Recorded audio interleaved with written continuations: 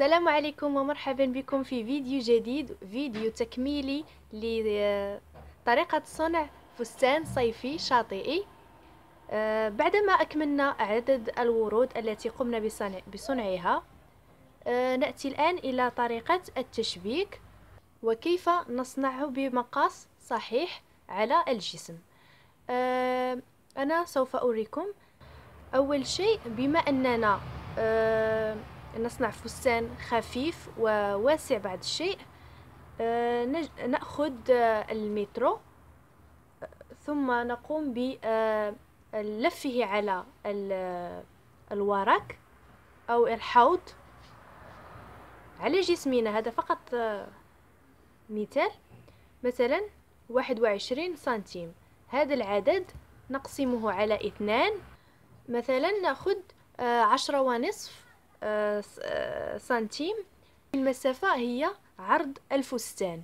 بالنسبة للحجم الذي استعملت أنا، 1. كيف سوف نحسب بالنسبة لنا؟ نأخذ هذه الورود ووضعها بطريقة مرتبة مع ترك تقريبا سنتيمتر أو سنتيمترين للتشبيك.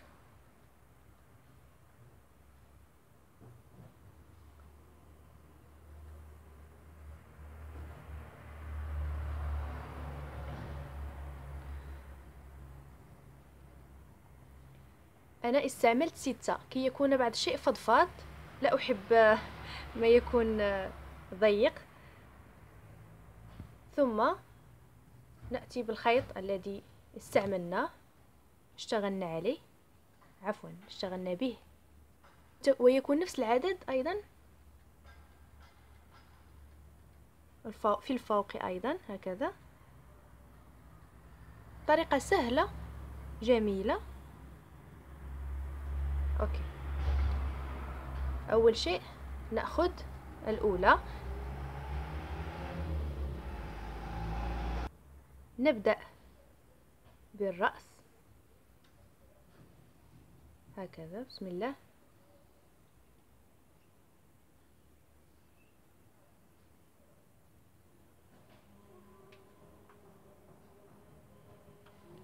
ثم بين الوردة والأخرى 10 حلقات. بسم الله. 1 2 3 4 5 6 7 8 9 10. هكذا. نأتي بالوردة الثانية، هذه.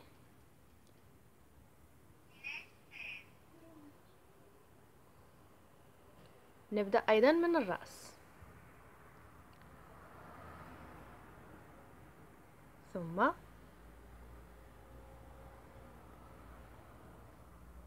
نصف عمود للتثبيت. نفس الطريقة، 1 2 3 4 5 6 7 8 9 10. ننزل للوردة الأولى ونأتي هذه الأذن الصغيرة، كذلك على رأسها نصف عمود، ثم 1 2 3 4 5 6 7 8 9 10. نفس العدد نشتغل به الفستان بأكمله. ثم للأذن الأخرى للوردة، 1 2 3 4 5 6 7 8 9 10. ننزل مرة أخرى للوردة الأخرى، نصف عمود، نفس الطريقة.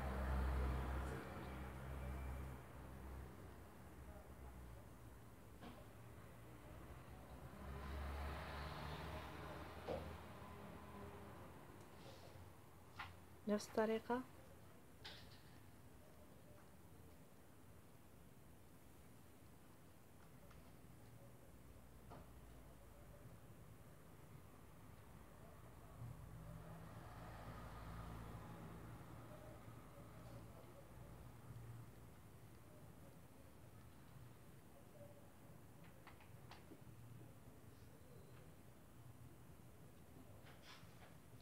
ثم نحسب 1 2 3 4، يجب أن يكون 5.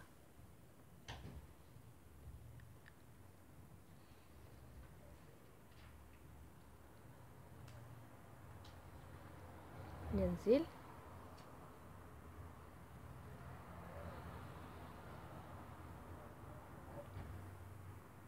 1 2 3 4. سنضيف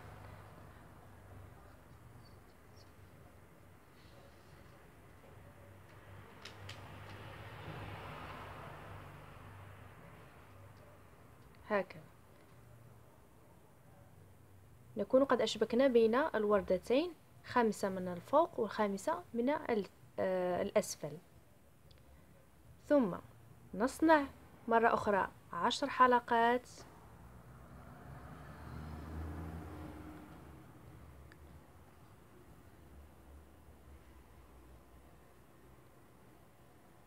ثم سوف أقوم بإزالة كي يبقى التركيز مضبوط. مثلا هاد الوردة الأولى فهي للسطر الأول الذي بالأسفل، بالنسبة للوردة الثانية فهي السطر الثاني في الأعلى. التالي سوف أخذ وردة نضعها أمامنا، ثم نبدأ أيضا من الرأس، نثبت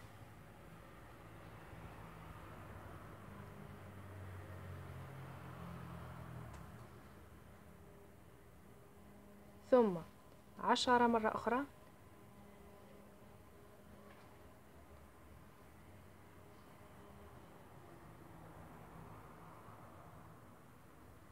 ثم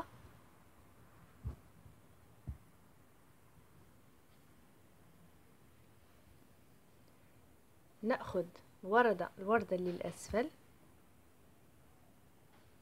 ثم نبدأ مرة أخرى من الرأس ونثبت هكذا كما ترون.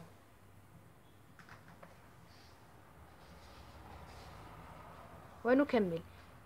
سوف نثبت مرة أخرى 5 من الأسفل و5 من الفوق، ثم مرة أخرى في جوانب الوردة.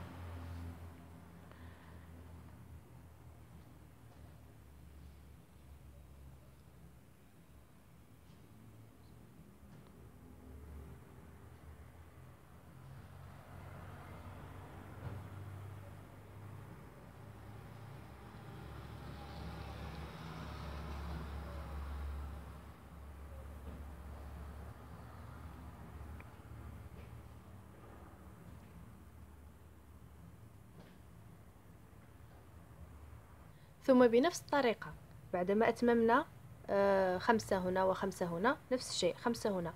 لدي لكم ملاحظة، ليس في كل الجهات عندما نشتغل مثلا من هنا كي نجمع الطرفين هنا ويصبح لدينا مربع فارغ في الوسط، ونفس الطريقة من هنا لا نحصل على نفس عدد العيون 5 فقط. بعض مرات نحصل على 4، والخامسة تكون بين الأطراف.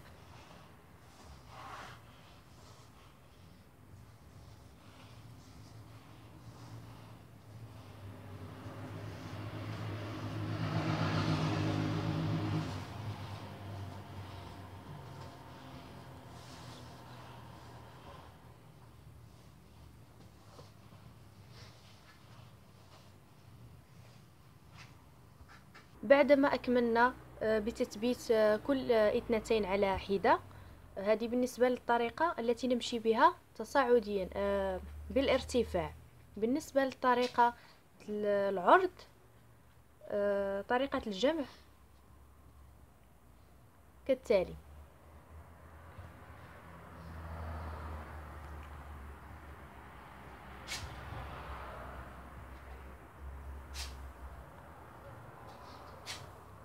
أول شيء نبدأ نحسب كما ترون هذا المكان فهو رقم 5. نرجع نحسب 1 2 3 4. المكان الرابع هو الذي نبدأ بالاشتغال نفس الطريقة الفوق.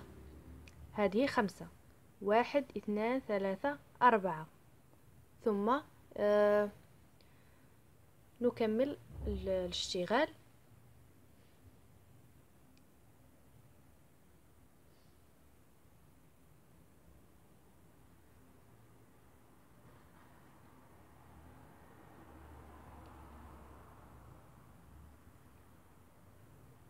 عشرة 1 2 3 4.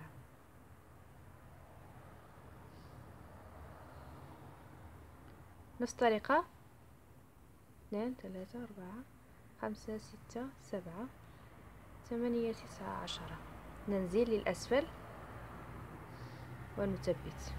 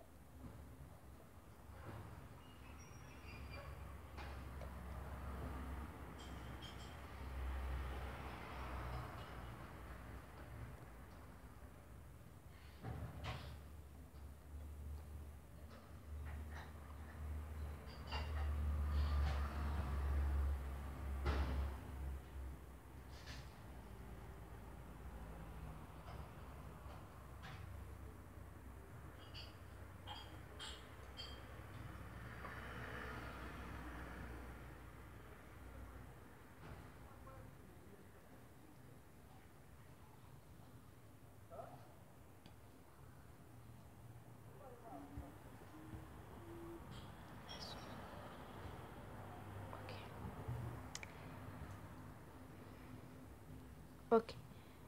بعدما نكون قد شبكنا بين الأولى والثانية 1 2 3 4، وفي الفوق أيضا 1 2 3 4.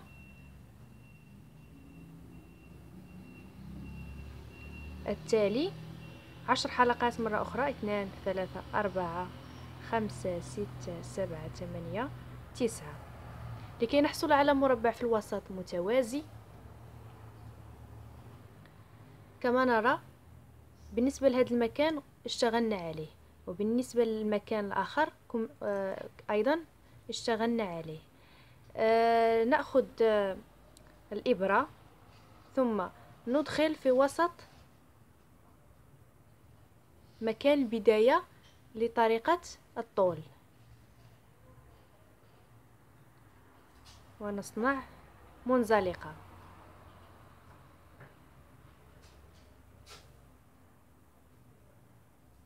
ونفس الطريقة ونربط فوق أيضا.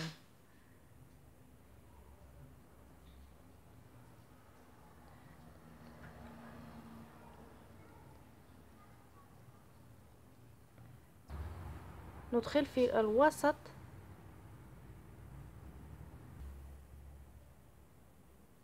هكذا. سأرفعه كي ترى. إذا رأيتم أصبح مربع في الوسط. نفس الطريقة من هنا ونفس الطريقة في هذه الجهة اللي هنا. بعدما نكمل نقص الخيط، نترك المكان الذي سوف نربط فيه الخيط. بسم الله.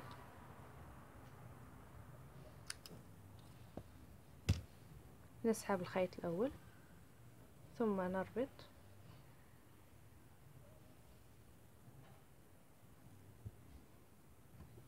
هكذا. وسأعيد الطريقة في الجهة الأخرى كي لا تلقوا أي مشكلة وأنتم تشتغلون. بإذن الله، الله سوف يعينكم. ونرجع إلى نفس الطريقة، نترك الرأس الذي ابتدأنا منه في الاتجاه الآخر، ثم نبدأ بالعد: 1 2 3 4. ندخل الرأس، ثم من جديد نحسب: 1 2 3 4 5 6 7. قرب.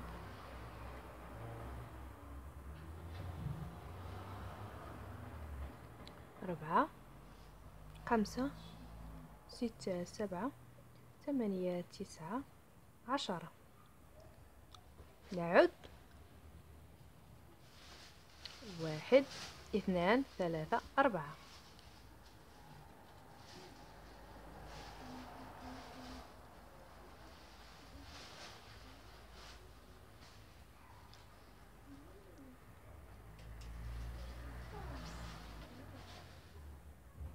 الآن 3 4 5 6 7 8 9 10.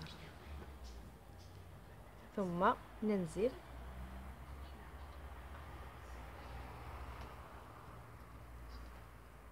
1 2 3 4 5 6.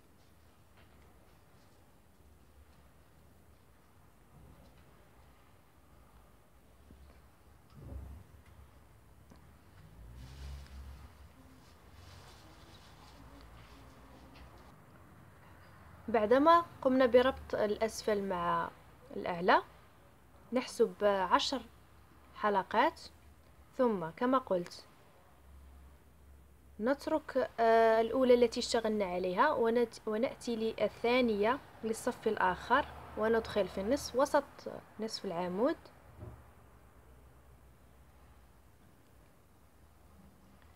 ثم نصنع منزلقة،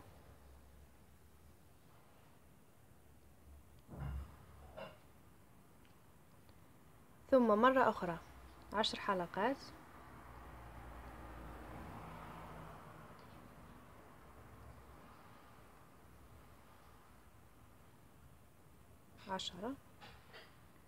ثم نفس الطريقة الأولى لا، الثانية ندخل في وسط العمود، نصف عمود، ثم منزلقة. نخرج الخيط، نقصه، ثم نربط، ونكون قد حصلنا على مربع في الوسط، بين كل اثنين مربع في الوسط. نفس الطريقة نكمل بها كما وضحت لكم طريقة الاشتغال مع حساب العرض. الطول، بالنسبة للطول على حسب طول الفتاة. ونبدأ.